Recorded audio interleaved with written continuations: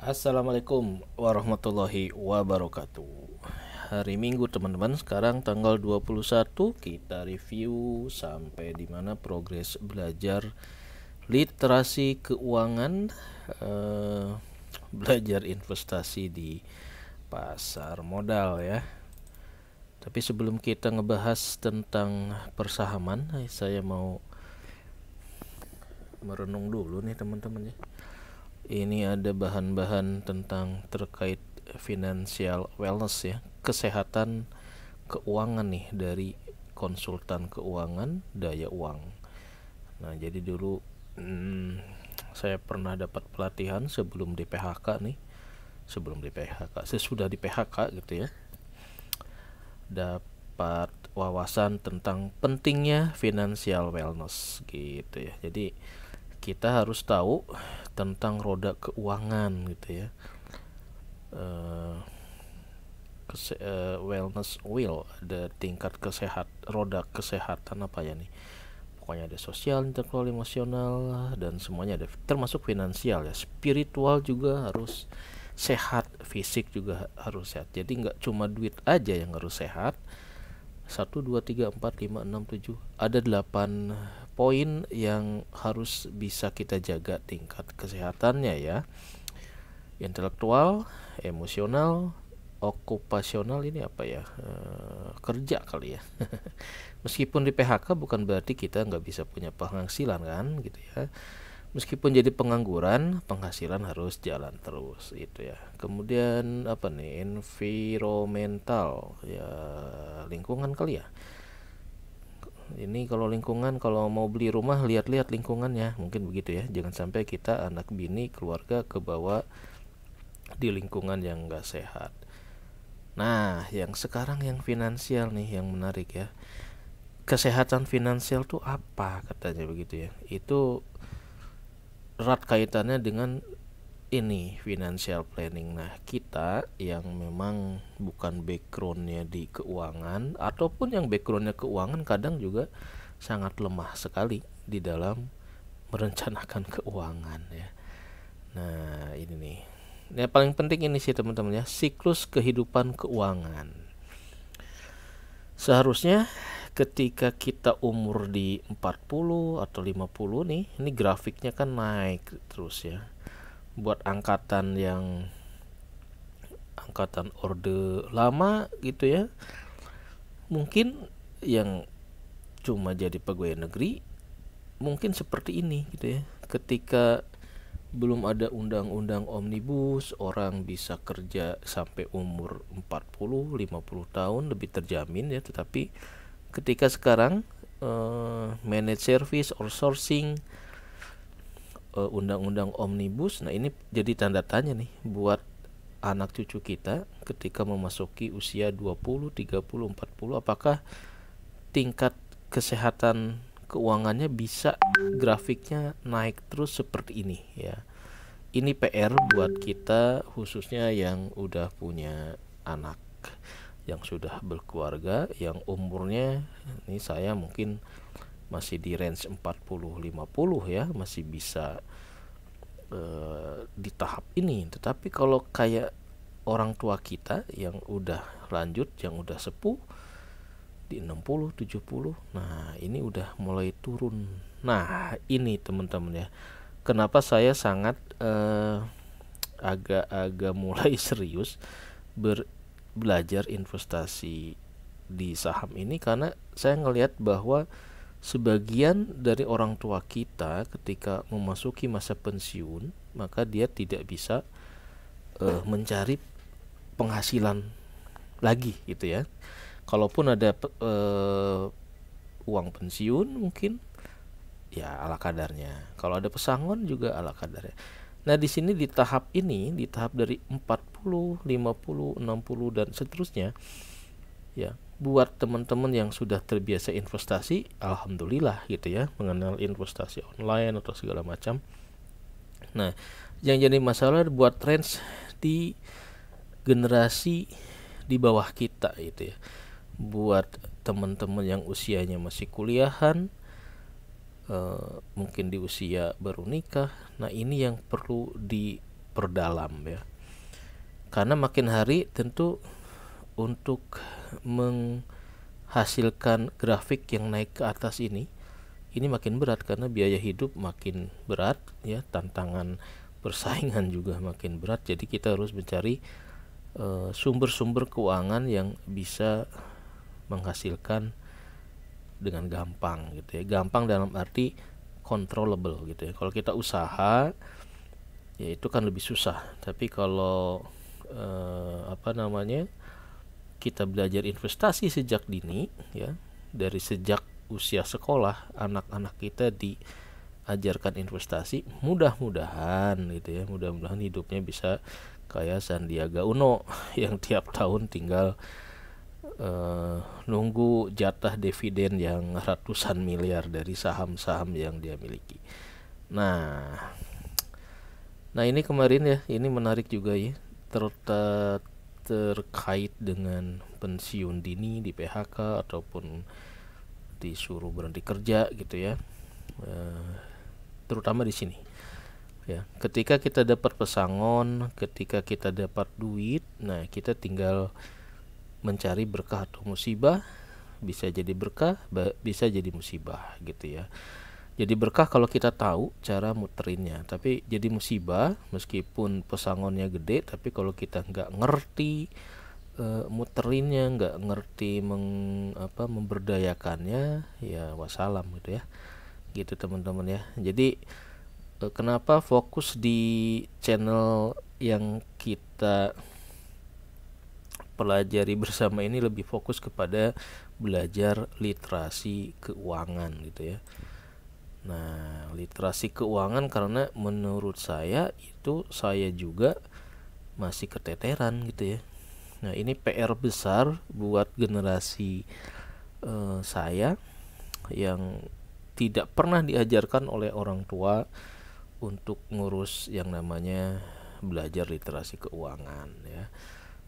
Untuk generasi yang milenial dan yang lebih di kelahiran tahun 2000 mungkin ya, yang melek gadget, melek medsos, itu pemahaman tentang literasi keuangannya alhamdulillah lebih bagus ya. Tapi buat sebagian yang satu generasi dengan saya mungkin ya, yang kelahiran 70, kelahiran 80, nah itu yang agak-agak jadi kaum mediocre gitu ya. Dibilang miskin kagak, dibilang kaya susah ya. Jadi kaum menengah yang pas-pasan gitu. Kerja penghasilnya kurang, berhenti kerja nggak punya tabungan. Nah ini PR terbesar buat anak cucu kita, bagaimana meningkatkan literasi keuangan gitu ya. Karena di literasi keuangan ini merupakan alat agar kita bisa lebih arif dan bijaksana dalam mengambil keputusan dan mengelola keuangan dalam rangka mencapai kesejahteraan. Nah, ini menarik teman-teman, karena kemarin lagi rame nih ada berita ini nih ya, yang lagi rame nih, mertua idaman katanya ini, dari sebagian milenial sampai pada berdoa semoga tidak mendapat mertua yang lagi ribut ini ya. Ini ada berita menarik bahwa salah satu artis atau apa ya, dituding main judi oleh mertuanya. Nah ini menarik ya, ini balik lagi nanti ke literasi keuangan. Jadi meskipun anak saudara menantu duitnya banyak, tapi kalau dia diinvestasikan ke bidang yang ya kelihatannya gampang tapi sebetulnya tidak gampang gitu ya, maka akhirnya dia akan menjadi investor yang cut loss. Makanya buat sebagian masyarakat, buat sebagian kalangan, investasi saham itu disebut judi ya, bisa jadi gitu ya. Kenapa? Karena sebagian orang menganggap investasi saham itu cuma klik melototin angka doang gitu ya, tanpa melakukan ini namanya DYOR nih, do your own research, tanpa melakukan analisa, nggak baca prospektus ya, nggak tahu kenapa, nggak mau tahu kenapa harga saham itu tiba-tiba meroket, tiba-tiba turun gitu ya, bodoh amat yang penting cuan. Nah itu yang menyebabkan perilaku investasi saham yang seperti itu yang bisa lebih menyerempet atau lebih condong aspek spekulasinya yang besar, sehingga kita sepakat kalau yang spekulasi besar ya memang nggak beda jauh dengan judi gitu ya. Meskipun investasi saham itu bukan judi, tapi dia bisa mirip judi. Kenapa? Kalau bandar saham yang cuan mulu, kita yang jadi investornya cut loss mulu. Nah, berarti investasi saham itu oleh sebagian masyarakat disebut judi karena tidak mendatangkan keuntungan. Nah, ini gara-garanya si ibu ini menginformasikan bahwa si artis ini rugi sampai 200 juta untuk bermain judi saham. Coba yang 200 juta cut loss atau potensial loss ya, mentalnya, kesehatan mentalnya kayak apa. Kalau yang real investor nyantai aja, loss potensial 200 juta dia nyantai aja. Kenapa? Karena dia tahu cara untuk recovery-nya. Itu bedanya antara investasi saham yang disertai dengan riset sendiri ya, do your own research, dan mana yang cuma spekulasi, ngikut-ngikutin doang, ngikutin grup saham, disuruh beli nurut, disuruh jual nurut gitu ya. Nah, ini harus kita tegaskan, kita investasi sahamnya bukan yang seperti itu, tapi kita belajar investasi sahamnya yang memang diiringi dengan belajar untuk melakukan analisa. Walaupun analisanya amatiran, asal-asalan, tapi seiring dengan perjalanan waktu kita jadi makin mengenal bagaimana si bursa saham itu bekerja ya. Biar nanti nggak kejebak teman-teman ya. Ini bagaimanapun pilihan kita jadi spekulator, spekulan ataupun investor ini adalah bagaikan minyak dan air gitu ya. Jangan sampai kita memilih mentor yang salah sehingga kita nanti kejebaknya di sini. Nah, si artis tadi mungkin dia di sini nih, di spekulator itu dia ngakunya investor tapi dia melakukan kelakuan yang mirip orang main spekulasi saham gitu ya. Kenapa? Karena kalau investor ya nggak mudah gitu. Tidak mudah menjadi investor saham karena banyak sekali tugas yang harus dilakukannya ya. Jadi untuk teman-teman yang mungkin berniat investasi saham, selalu moral ceritanya saya akan ulas berulang-ulang bahwa dunia saham itu seperti ini ya. Sangat kejam, tidak semudah yang dibayangkan, dan korbannya akan senantiasa berjatuhan silih berganti kalau kita benar-benar tidak punya pemahaman yang kuat mengenai bagaimana si bursa saham itu bekerja gitu ya. Tidak semudah itu untuk mencari cuan di bursa saham, intinya sih begitu ya. Nah, intinya ini teman-teman, kenapa kita harus belajar literasi keuangan yang benar gitu ya, cari mentor yang benar. Kemudian tadi ada siklus kehidupan, bahwa makin tua harusnya kita udah levelnya mendistribusikan kekayaan ya, agar kita tidak meninggalkan generasi yang lemah iman, lemah pemahaman ekonominya, lemah spirit kerjanya gitu ya. Jangan jadi generasi instan gitulah. Nah, balik lagi nih, kenapa harus main saham, kenapa harus investasi di saham? Karena ya returnnya yang paling besar dibandingkan kita cuma nabung. Khususan kalau kita nggak punya background berusaha, nggak punya jiwa entrepreneurship ya, investasi di bursa saham menurut saya pribadi itu yang paling aman gitu ya. Oke, jadi temanya sekarang adalah investasi saham itu harus diimbangi dengan ya pembelajaran gitu ya, do your own research gitu ya. Jadi kita harus melakukan analisa sebelum kita membeli, sebelum kita menjual. Jangan sampai tergoda, jangan sampai kita membeli saham yang udah jelas-jelas harganya naik turun roller coaster tapi kita beli. Itu pasti masuk ke spekulasi, dan spekulasi adalah temannya judi gitu ya. berkah enggak berkah nanti dari sini ya. Kalau Anda beli trading, spekulasi, keberkahannya itu ya begitu deh gitu ya. Dipertanyakan gitu. Oke, disclaimer seperti biasa bahwa ini adalah sharingan saya belajar literasi keuangan wabil khusus berinvestasi di pasar saham. Progres-progres belajarnya ya seperti ini akan saya sharing terus. Ini bukan ajakan untuk membeli ataupun menjual atas saham-saham, tapi ini cuma sekedar sharing bahwa apa yang saya lakukan dalam rangka do your own research itu ya seperti ini. Nah, ini bisa jadi inspirasi buat teman-teman. Kalau cocok ya alhamdulillah, kalau tidak ya bisa cari dari master-master senior saham yang lain. Jadi mindsetnya seperti ini teman-teman dalam berinvestasi saham ya. Investasi saham bukan judi, tapi dia mirip judi. Kalau kita belinya banyak aspek spekulasinya. Nah, akibatnya apa? Bandar saham yang akan cuan gitu ya. Kitanya katos mulu gitu katanya gitu ya.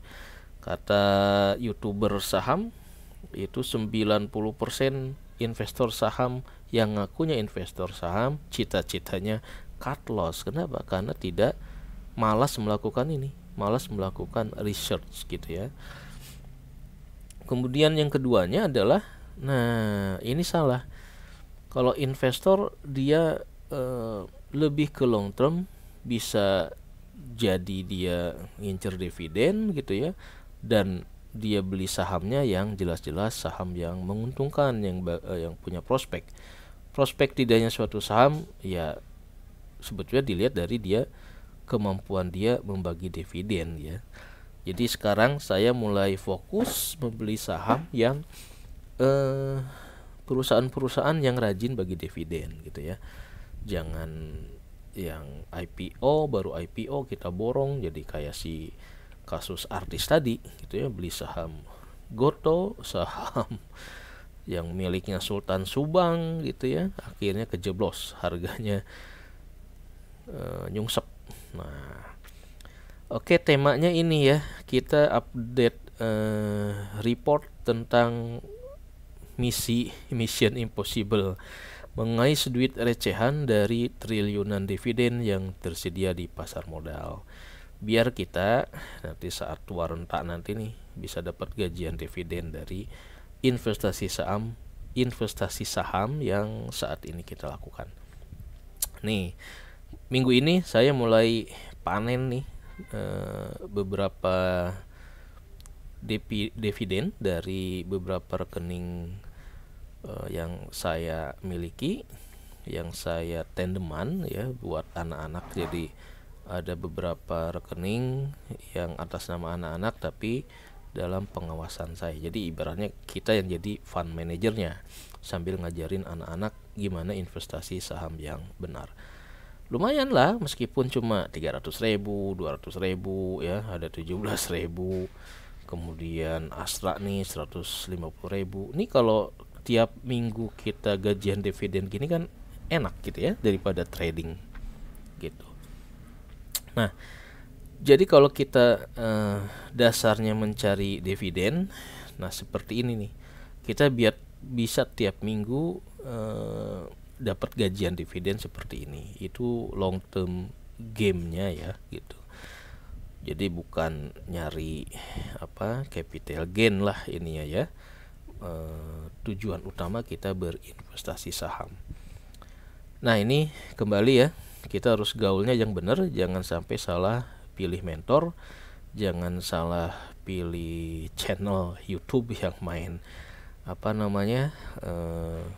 jual beli saham tanpa memikirkan saham itu perusahaannya apakah bagus, saham yang istilahnya kalau buat orang muslim sahamnya termasuk saham indeks syariah atau enggak peduli, menutup mata.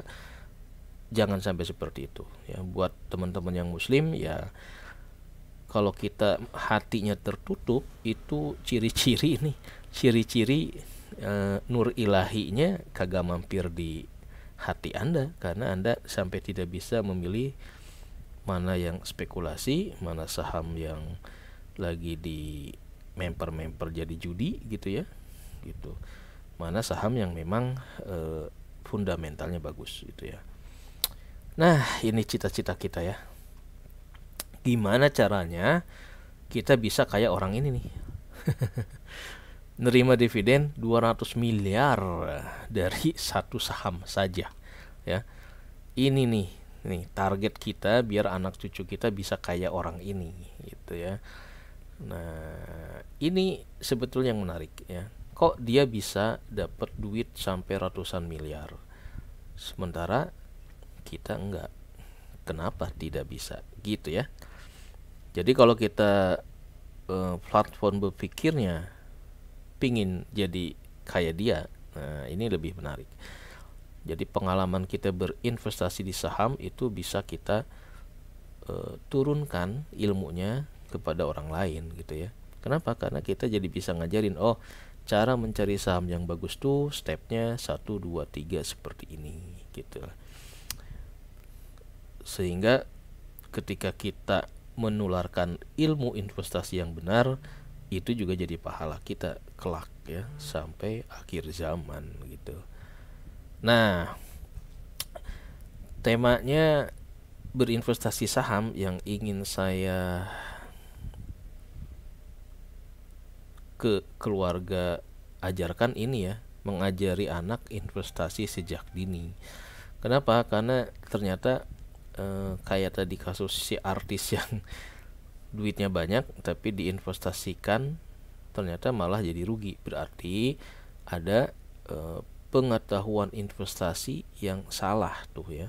Duit banyak diinvestasikan salah berarti literasi keuangannya bermasalah gitu. Yang keduanya adalah mental generasi anak-anak kita sekarang udah sangat instan gitu ya. Jadi ini juga harus dibekali. Jangan sampai dia dikasih duit, dikasih warisan, hilang dengan cepat gitu ya. Kenapa? Karena kerja keras, etos kerjanya pasti beda generasi zaman angkatan 70-an, 80 dengan angkatan yang tiap hari nyarinya di depan laptop, depan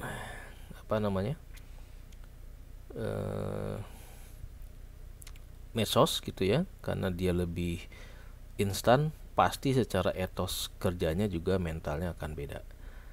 Nah, yang keduanya adalah di sini bahwa fakta nyari kerja makin susah, maka ya udah mahal-mahal nyekolahin anak, kuliah juga mahal, habis kuliah nganggur. Nah, mendingan sedari dini ajari anak untuk cara nyari gajian dari dividen saham ya.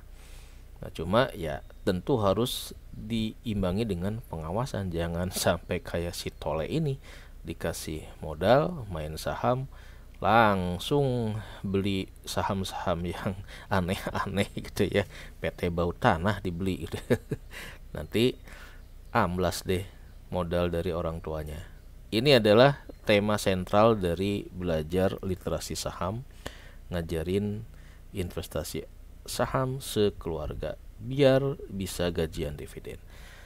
Nah, ini misi kita, gimana kita bisa kecipratan 226 triliun dari dividen di pasar saham ya. Caranya gimana? Nah, ini adalah permainannya ya. Ya caranya harus mau nggak mau kita harus beli saham emiten-emiten yang ngebagiin dividen sebanyak 200 triliun ini. Misalkan Bank Mandiri nih, labanya 241 triliun. Nah, kalau kita beli saham Bank Mandiri, otomatis setiap tahun bakal kecipratan ya sekian perak dari dividennya. Itu ya yang harus diingat. Kenapa kita ngincernya nih ujung-ujungnya adalah dividen. Nah, ini yang jadi masalah tinggal ini ketika kita tahu di pasar modal ini ada ratusan triliun, kita mau nggak mengutin ya dari total dividen itu kita kebagian berapa sebagai rakyat jelata itu ya. Dan pertanyaannya ini, apakah memang bisa gajian dividen tiap bulan? Nah, ini yang lagi saya pelajari gimana caranya, karena nggak mudah juga, ada dividen trap, ada macam-macam lah ya tantangannya. Ini yang lagi coba kita pelajari, mana saham mana saja yang aman, tidak terjebak oleh dividen trap itu, biar kita kecipratan ya sedikit banyak dari 226 triliun dividen yang dibagikan itu. Yang keduanya, investasi saham juga masih ada polemik halal dan haram, dimana kalau mau yang benar-benar halal katanya motifnya harus dividen, motivasi ngejar dividen ya. Kalau motivasi selisih harga nanti kejebak deg-degan ya, karena ada spekulasinya lah gitu ya. Meskipun secara aturan MUI investasi saham ngejar capital gain juga ya boleh-boleh aja, dengan syarat sahamnya dibeli tidak dengan hutang gitu ya. Dan ada aturan kapan akadnya itu aman buat diperjualbelikan. Nah, pertanyaan terbesar saya, teman-teman, saya masih berpedoman bahwa saham itu zero sum game gitu ya. Artinya kalau saya untung berarti ada yang rugi, kalau saya rugi berarti ada yang ambil untung. Nah, saya masih ada pemikiran seperti itu. Tapi kemarin saya lihat di channelnya Pak Gita Wirjawan sama Grace Tahir ya, dia ada yang menarik. Kenapa pasar saham itu indeksnya naik terus? Jadi kenapa harga saham BCA, Mandiri naik terus ya, sampai harus stock split lah gitu. Nah, ini pertanyaan yang menarik teman-teman, untuk menetralkan asumsi bahwa saham itu zero sum game. Nah, jadi dijelaskan oleh Pak Gita bahwa ya tren populasi penduduk itu kan naik terus gitu ya. Kita yang udah jadi orang tua, yang udah pensiun gitu ya, kemudian anak-anaknya udah dewasa, maka anak-anaknya kerja, dapat dong dia gaji, dapat upah, dapat pendapatan gitu ya. Nah, buat sebagian yang penduduk yang udah melek investasi mungkin dapat dividen segala macam ya. Nah, dari dua sumber ini, maka inilah yang menjadi sumber investasi ya. Yang dividen, yang dapat dividen tahunan, sebagian besar pasti di reinvest lagi, karena dia udah menikmati gampangnya dapat duit dari dividen kan. Nah, yang baru angkatan kerja baru, yang baru dapat bonus, bisa ada duitnya ada sisa, maka dia akan berpikir duitnya itu bakal dikemanain, maka dia akan diinvestasikan nih, gaji, upah, kalau dapat warisan, dapat warisan rumah dijual, duitnya ditabung, tabungannya bunganya 0%, maka dia akan berpikir mencari sarana investasi lain. Sayangnya sarana investasi yang ada itu terbatas kan ya, pasti terbatas, karena ujung-ujungnya kalau nggak properti, investasi saham, reksadana, emas, ya itu aja sih gitu ya. Makanya ini dari dua sumber tiap tahun dana yang bertambah ini ya, dari populasi penduduk yang menghasilkan orang yang existing investment, dari dividennya diinvest, kemudian yang orang-orang yang duitnya ada kelebihan, dia juga ingin investasi, maka kalau dia investasi di saham, otomatis dong duitnya, sementara sahamnya kan terbatas nih, yang blue chip ya, jadi rebutan, otomatis harganya bakal naik. Nah, inilah kenapa secara fakta tren harga saham itu, indeks harga sahamnya akan kecenderungannya naik terus gitu ya, kecuali kalau kondisi ada perang, ada apa, mungkin hancur gitu ya. Tapi kalau kondisi normal ya kemungkinan akan harganya naik terus. Di sini sebenarnya peluang ya buat nanti anak cucu kita, kalau dia ngerti mana sarana investasi yang lebih menjamin masa depannya, maka dia akan ya nggak jauh-jauh dari pasar uang dan pasar modal gitu ya. Kenapa? Ya karena gini, ratusan triliun dividen yang tadi dibagi-bagi itu sebagian besar mungkin di reinvest lagi ke pasar saham. Nah, ini penjelasan dari Pak Gita Wirjawan yang menerangkan bahwa kenapa investasi di pasar saham itu ya sangat-sangat menarik dan memberikan return yang tinggi ya, seperti yang di ini nih yang tadi disebutkan bahwa return dari saham dibanding yang lain mana ya? Kayaknya bukan yang ini deh. Bukan di sini ya. Return saham dibandingkan misalkan naruh di deposito, di instrumen yang lain, instrumen saham itu memberikan return yang lebih besar ya, gitu. Nah, buat yang ngerti tentang tata cara investasi, tentu lebih menarik di saham gitu ya, daripada di obligasi, daripada naruh emas, daripada naruh di bawah bantal apalagi. Nah, ini kalau kita udah ngerti, udah paham tata cara kerja si pasar modal, tentu kita akan all out belajar di sini ya untuk ngejar dividennya. Nah, temanya sebenarnya bukan ini sih, tapi saya mau sharing tentang progress report dividen belajar jadi dividen hunter nih teman-teman ya. Ini udah nih. Nah, ini dia. Jadi minggu ini saya mulai dapat pembayaran dividen dari beberapa emiten ya. Ada Mtel, ada Astra, dari beberapa rekening RDN yang saya kelola ya. Jadi saya ada, karena anak saya banyak yang udah punya KTP ada 3, jadi saya modalin biar bisa belajar bareng gitu ya. Meskipun yang melakukan transaksinya saya juga gitu ya, tapi secara tandeman anak-anak mulai ada yang mulai ngerti gitu ya. Oh, ternyata caranya cari dividen itu begini gitu. Itu yang menarik teman-teman. Jadi kita bisa belajar bareng sama istri sama anak untuk berdiskusi mencari mana yang layak untuk dijadikan gajian dividen ya.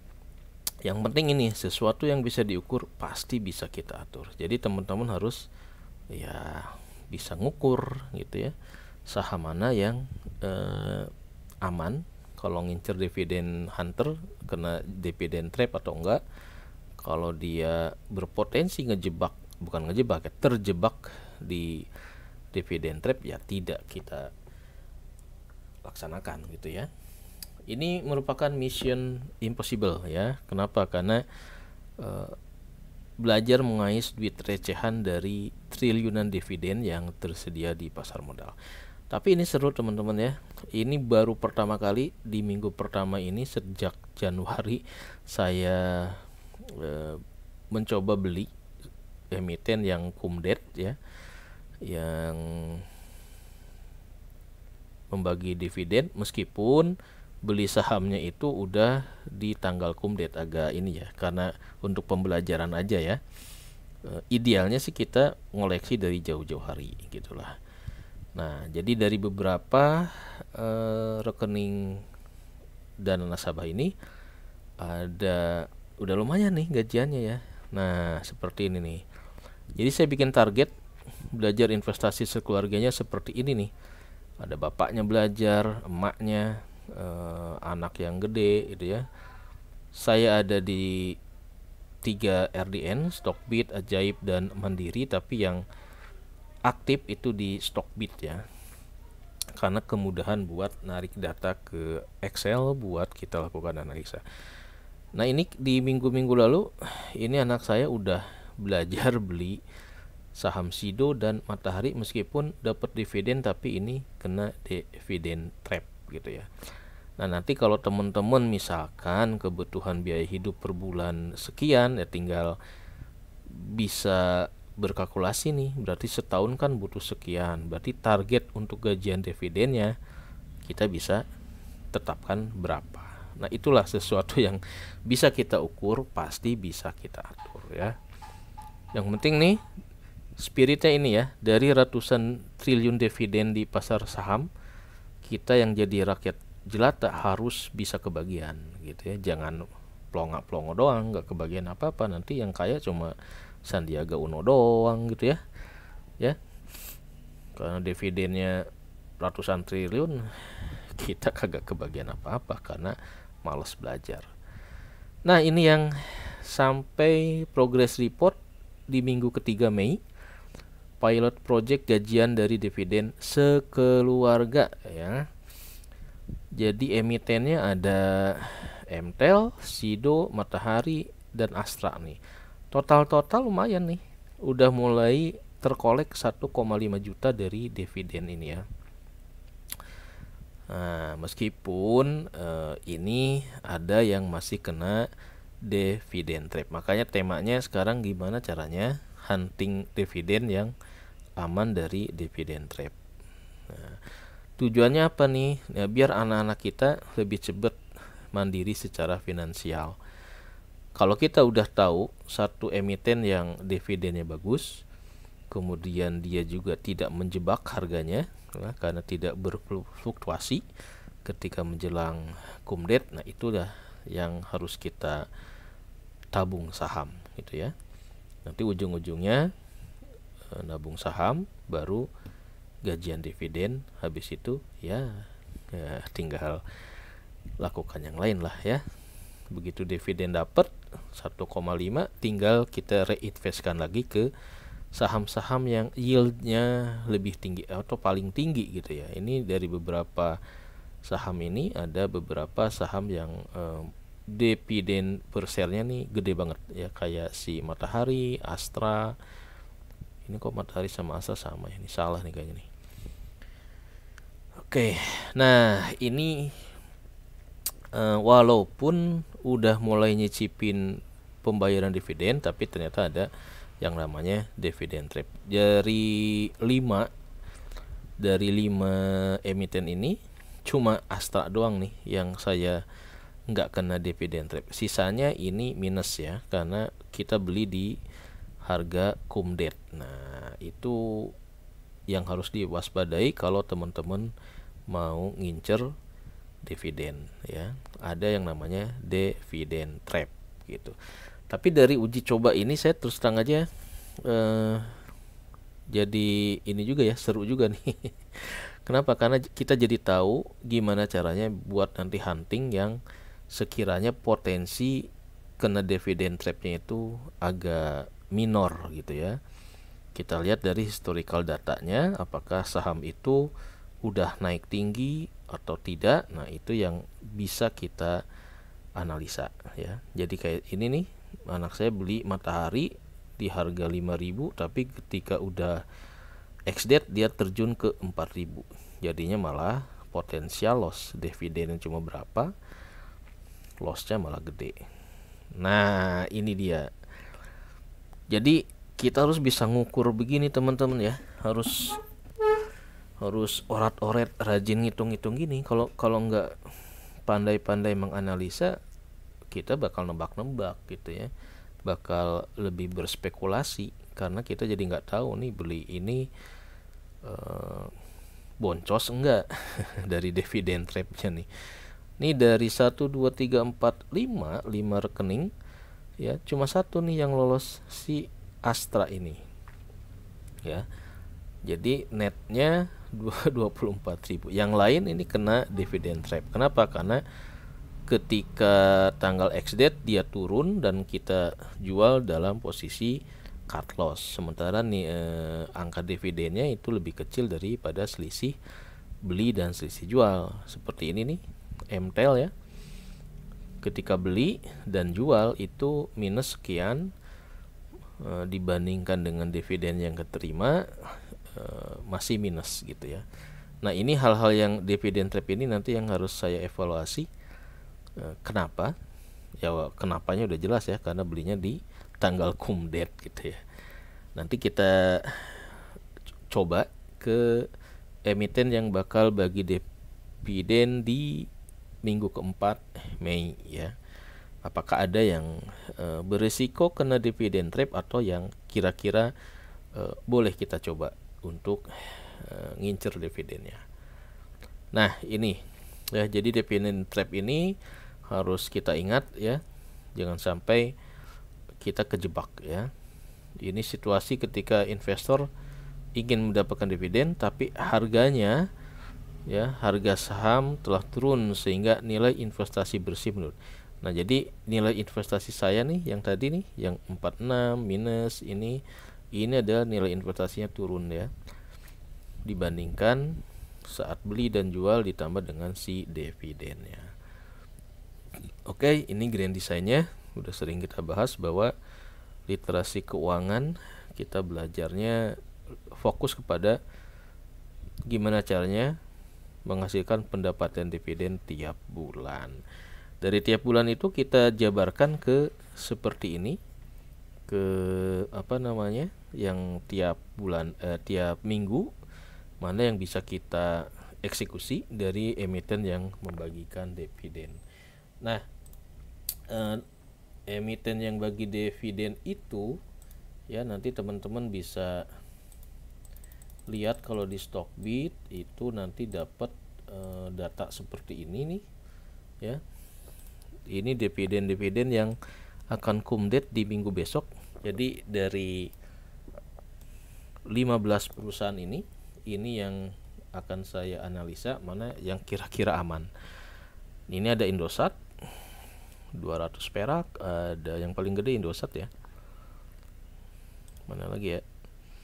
Yang di atas 100, RTG nih Saratoga 75. Mana sih yang akan kita bidik gitu ya. Nah, nanti kita lihat nih. Kita lihat asumsinya nih, kita ngincer Indosat lah ya.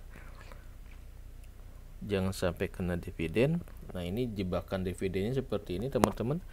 Kita jangan sampai beli melebihi kumdet ini ya, karena kalau kita belinya setelah kumdet kita nggak bakal dapat dividen gitu ya.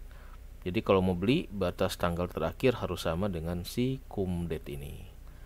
Nah, nanti tinggal kita lihat aja apakah harganya udah meroket dibandingkan beberapa periode sebelumnya gitu. Kalau dia harganya sudah naik, nah itu berarti ada potensi kita kena jebakan dividen. Oke, jadi dividen trap yang paling harus dilihat adalah harga ketika tanggal akhir beli ya. Hati-hati jangan sampai jadi korban dividen trap. Ini udah pernah kita bahas sebelumnya. Ciri-cirinya sih mudah ya. Harganya meroket sampai periode kumdet. Nah, nanti kayak apa nih ya, harga yang meroket di periode kumdet tuh kayak apa. Nah, ini balik lagi ke sini. Biar tidak kena dividen trap, yang harus kita lakukan analisa pergerakan harga, analisa fundamental tentu ya, karena nggak semua perusahaan akan bisa bagi dividen gitu ya. Yang kedua juga waspada sama dividen. Ini juga bisa jadi jebakan bagi dividen, bisa menjebak kita juga ternyata ya. Ini agak-agak seru nih. Kok bisa gitu ya bagi dividen tapi kita kena jebakan. Ini yang contoh di MTEL kenapa saya kena dividen trap. Jadi dari sejak awal tahun ini udah mulai meroket gitu ya, sampai naik. Nah, habis tanggal X date dia turun lagi. Disitulah jebakannya. Ini udah tadi ya, sama kena dividen trap. Nah, ini yang contoh di saham Astra ya. Jadi dari saham Astra itu saya amati, saya pernah beli saham Astra di harga 6.600 ya. Kemudian dari sini udah kelihatan sih sebetulnya ya. Dari sejak awal 2-3 bulan sebelumnya biasanya udah kelihatan bahwa harga si suatu saham yang akan bagi dividen itu bakal naik pelan-pelan ya sampai menjelang kumdetnya. Nah, ketika di sini puncaknya adalah 6.600. Ini tanggal kumdet di mana saya beli buat uji coba jadi dividen hunter ya. Ketika besoknya di tanggal 5 X date langsung drop ke 6.100. Nah, ini masih mending ya. 6.100 kan masih ada selisih 450 ya. Sementara dividennya kan 552, sehingga secara total ini masih ada untung lah ya gitu. Ini yang menyebabkan kita nih masih plus atau minus. Jadi untuk case-nya Astra saya masih dapat plus 24 rebong ya. Jadi capek-capek beli dividen, menganalisa gitu ya, dapatnya cuma segini. Tapi nggak apa-apa, ini justru kita jadi tahu, oh seperti ini yang dimaksud dengan dividen trap. Jadi tahun depan kalau mau ngincer dividen Astra, jangan beli di sekitar kumdet gitu ya. Ini belinya saya bener-bener di hari si kumdetnya gitu. Nah, ini contoh kasus untuk ngetes dividen trap saham yang minggu besok bakal kumdet, yaitu saham Indosat ya. Dari historical transaksi yang saya miliki, nah kita bisa lihat nih, harga si Indosat ini di awal tahun di Januari di 5.800, kemudian di akhir mulai meroket ke 6.800 ya. Jadi ini ciri-ciri yang harus kita waspadai, apakah analisa pergerakannya itu ya, ini aman atau enggak kalau kita ngincer dividen gitu ya. Harus diperhatikan nilai minimal dan rata-rata selama beberapa periode sebelum kumdetnya. Nah, kita lihat teman-teman ya, harga terakhir si Indosat 7.800. Dari data historical transaksi saya, paling rendah itu 5.800 nih.